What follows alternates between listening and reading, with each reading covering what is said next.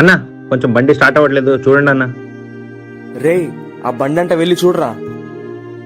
బండిది ప్లగ్ పోయిందన్నా, ఒక 100 రూపాయలు అయిపోతుంది. రే పిచ్చోడా 100 రూపాయలు అంటావేంట్రా? పొద్దునుంచి వ్యాపారం లెక్క నేను ఏడుస్తుంటే అది పోయింది ఇది పోయింది అని చెప్పి ఒక 5,000 రూపాయలు లాగేయి. అన్నా కొంచెం టైం పడుతుంది, అక్కడ వెళ్ళి వెయిట్ చేయండి. అన్నా పొద్దున్నుంచి ఏం తినలేదు, బాగా ఆకలి అవుతుంది, తినేసి పని చేయనా అన్నా? తినేదేంట్రా? ఎప్పుడు తినేదే కదా, పనుంది కదా, పోయి పని చూసుకోపో.